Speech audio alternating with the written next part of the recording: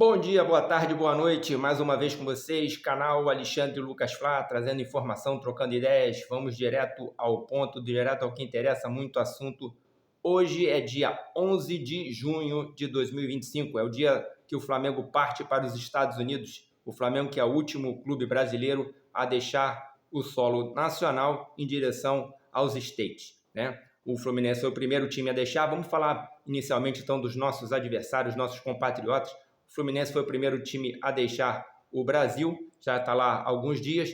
O Fluminense que correu contra o tempo para recuperar jogadores que estavam no departamento médico, como o Cano, que se recuperou de uma lesão no joelho, o Bernal também, o volante, estava com muitos problemas, o Canobi, que sofreu um afundamento da face, e quem fica fora de combate, por enquanto, ainda há muito tempo, é o volante Otávio. O Fluminense que contratou o ponta Soteldo. O Fluminense está no grupo... O Fluminense está no grupo F e tem como adversário, enfrenta na terça-feira, mesmo dia do jogo do Flamengo, às 13 horas, enfrenta o Borussia Dortmund. Está no grupo F, enfrentando o Borussia Dortmund na terça-feira. O Botafogo também já está nos Estados Unidos, correu contra o tempo, mas com relação a contratações.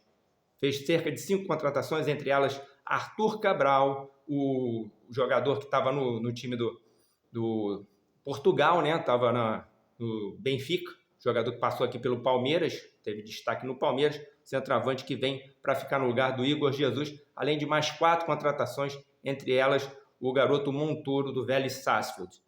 O Palmeiras também já está lá, também já fez o seu aeroporto, já chegou nos Estados Unidos, está esperando a chegada do Estevam, que vai se incorporar ao time, ou seja, só o Mengão está faltando chegar lá. Flamengo que viaja hoje, vamos falar da agendinha do Flamengo e a gente vai destacar mais detalhadamente. Mas como eu tinha prometido, vou falar do nosso adversário do primeiro jogo, dia 16, o adversário do Flamengo, que é um time da Tunísia, time bicampeão tunisiano com 34 títulos nacionais, 4 títulos africanos, ou seja, continentais. É o time mais popular da Tunísia, conhecido como a besta da África. Tem vários alcunhas, vários apelidos, o time do Esperance, né? Besta da África, time negro e dourado, time ancião, não falta apelido. Fiz aqui uma artezinha daquelas minhas, né?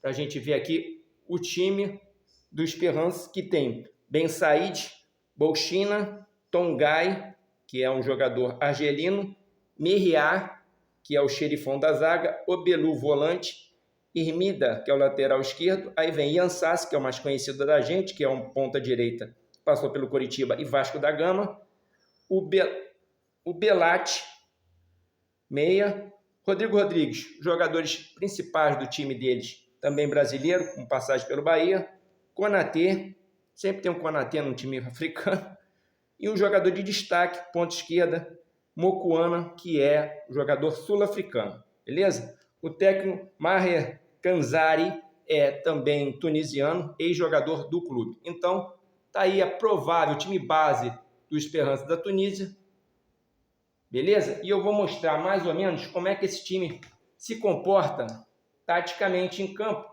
para a gente ter uma noção do que a gente pode encontrar nesse primeiro jogo. Eles formam geralmente num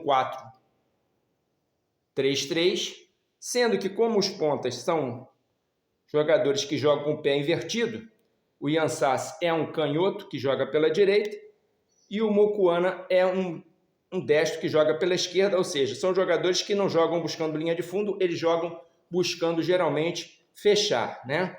Isso facilita a passagem dos laterais.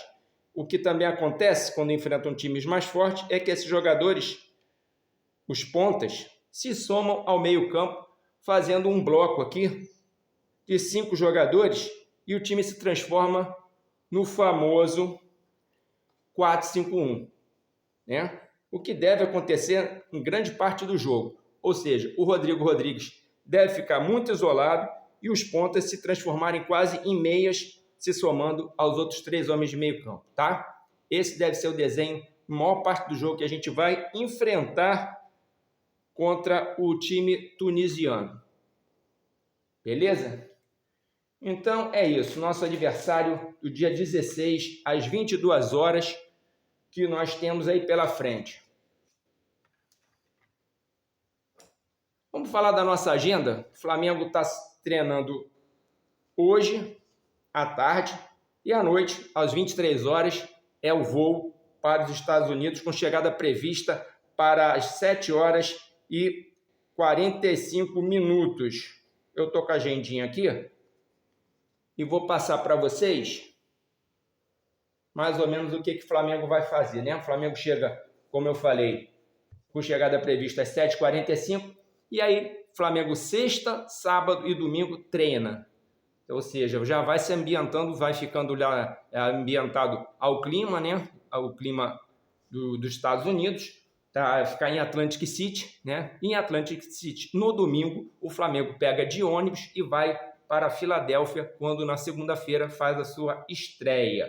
Esse é o agendamento do Flamengo. Beleza? Vamos agora fazer aqui uma parte do vídeo que eu gosto de fazer, que é o papo de professor, né? Trocar aquela ideia com vocês. Em vídeos passados eu falei sobre treinamento esportivo, programação, e hoje eu trouxe esse quadro aqui para a gente falar do seguinte: como interfere, né? Nós temos o macrociclo, mesociclo, microciclo e a sessão de treinamento. O que seria isso? Seria o planejamento para o ano, para a temporada, o planejamento para o semestre ou meses, né? Por meses ou semestres, ou até trimestres. O micro, que seria o planejamento mais mensal, e a sessão, que é a sessão de treinamento, o treinamento propriamente específico. Beleza? Ou seja, é como se fosse uma planta onde você tem que planejar o todo e começar pela sessão de treinamento, mas sabendo que existe um planejamento geral. É uma planta, realmente uma planta de uma casa, né? Você tem que fazer o desenho e a partir do desenho você começa a botar aqui o primeiro tijolinho, que é o seu treinamento diário. Quando você troca essa comissão técnica de maneira recorrente, esse planejamento fica sempre perturbado, porque por mais que você tenha uma planta, o próximo treinador pode mexer em alguma dessas paredes aqui, vamos dizer assim, e atrapalhar todo o planejamento. Por isso é importante a continuidade do treinamento, a continuidade do trabalho, a continuidade da comissão técnica. Isso é apenas uma noção. E outra coisa que eu queria trazer para vocês, para a gente discutir aqui e refletir, que eu acho muito importante, é com relação ao que eu já falei antes, sobre volume e intensidade, né? Eu dei um exemplo num outro vídeo meu, e agora eu vou trazer aqui, ó, sobre a volta da gente, quando a gente vai voltar na Copa do Brasil. Vejam só esse exemplo. Nós jogamos contra o Botafogo da Paraíba, na primeira fase que nós entramos, da Copa do Brasil, 2 jogos, 180 minutos, perfeito? E agora vamos enfrentar o Atlético Mineiro no dia 30 de julho e depois no dia 6 de agosto, tá certo? Na próxima fase. 180 minutos também, ou seja, 2 jogos, 180 minutos. O volume é o mesmo, só que a intensidade vai ser bem diferente. Vocês vão concordar comigo que é muito mais desgastante enfrentar o time do Atlético Mineiro do que enfrentar, com todo respeito, o Botafogo da Paraíba. Ou seja, volumes iguais, mas intensidades diferentes. Percebem como isso ocorre dentro do futebol, como isso ocorre dentro do planejamento e como isso tem que ser previsto nesse tipo de organização, nesse tipo de programação. Tudo é muito bem pensado, tudo tem que ser muito bem pensado. Então, quando a gente às vezes pondera e critica, tem o lado técnico, tem o lado acadêmico que precisa ser levado em consideração, beleza? Mais algumas notícias, eu não vou falar sobre o Gerson, vou esperar a diretoria se pronunciar, algumas coisas mais acontecerem, aí eu faço um vídeo especialmente falando sobre a questão do Gerson. A seleção brasileira jogou ontem, fez o último jogo da data FIFA, conseguiu uma vitória com o gol do Vini Júnior, ganhou. O Gerson não entrou em campo, né? De saída, depois o time mexeu, entrou Danilo, ele entrou, enfim, a seleção do Uruguai também jogou. O importante é que os jogadores voltem são e salvos. A seleção do Uruguai ganhou de 2-0, a Arrascaeta fez um gol bonito. Vamos falar de Gerson mais à frente, num vídeo especialmente, depois que tiver mais elementos, para a gente saber como é que vai ficar esse imbróglio aí de Zentes, Gerson, pai de Gerson, diretoria do Flamengo, enfim, tem muita coisa para falar, mas na hora certa, do jeito certo. Vou falar rapidamente, antes de fechar o vídeo, sobre Matheus Cunha, que não renovou o contrato, parece que o jogador tem realmente aí toda a tendência a deixar o clube, jogador de 24 anos, que teve 54 partidas atuando pelo Flamengo, nas quais 30 ele não sofreu gol, quer dizer, os números são bons, mas a performance sempre preocupante, um jogador que eu acho muito claudicante. Eu acho que o Flamengo não deve seguir com esse jogador. E aí, vocês me respondam aí, vamos buscar um goleiro? O Flamengo pode buscar, o Léo Jardim está aí, que não consegue se acertar com o Vasco, o jogador já está na quarta proposta, na quarta tentativa e nada foi resolvido. É isso, galera, vou agradecer. Agora, vou pedir um favor a vocês, hein? Quem não é inscrito, se inscreva no canal e compartilhe o vídeo. Quem já é inscrito, muito obrigado pela presença mais uma vez. Não esqueçam de deixar o like, continue compartilhando. A gente sempre faz aqui com muito carinho os vídeos para vocês e vamos esperar, né, que os clubes brasileiros, em especial, né, o Flamengo, obviamente, façam um papel digno lá no Mundial de Clubes.